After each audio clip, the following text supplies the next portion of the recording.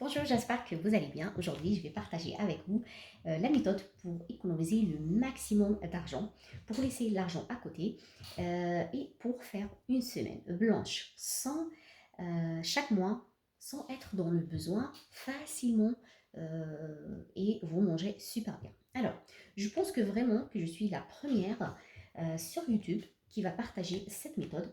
Alors, j'ai déjà vu pas mal de méthodes mais cette méthode exactement que je vais partager avec vous, je suis la première. Alors, si vous n'êtes pas encore abonné, si ça vous intéresse ce que je partage, n'hésitez pas à s'abonner, n'hésitez pas à me laisser un like et n'hésitez pas à me laisser un commentaire.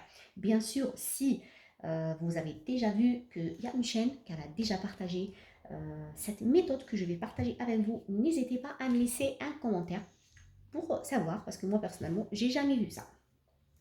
Alors, pour être honnête, j'ai pas encore commencé cette méthode, mais j'ai bien étudié la méthode de tous les côtés et je suis sûre que je vais réussir à faire une semaine blanche chaque mois.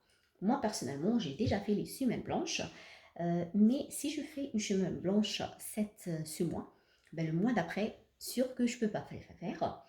Et je suis sûre qu'il y en a pas mal entre vous qui fait cette méthode, mais avec les enfants, c'est un peu dur pour faire une semaine blanche chaque mois. Du coup, j'ai bien réfléchi euh, et j'ai tombé sur la meilleure méthode. Alors, nous tous, on sait le meal prep.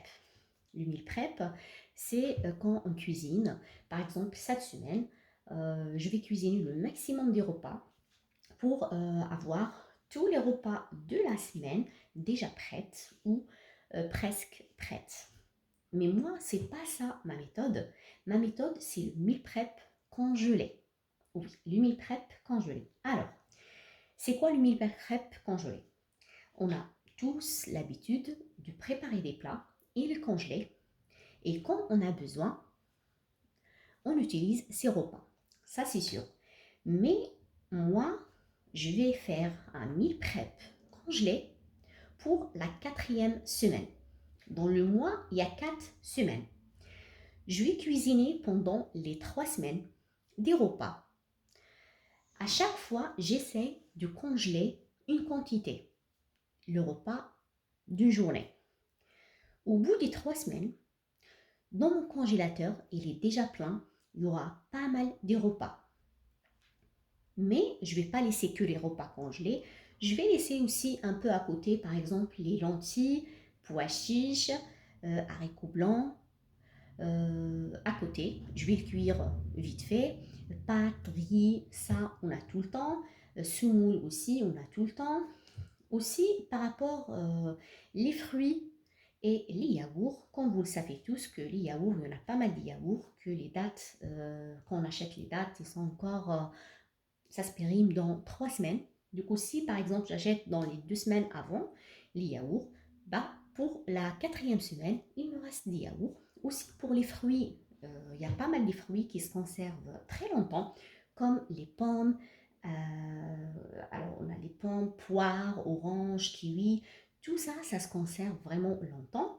Alors aussi pour les légumes, on a les pommes de terre, l'ail, oignons, tout ça, on peut les réserver longtemps sans être périmés.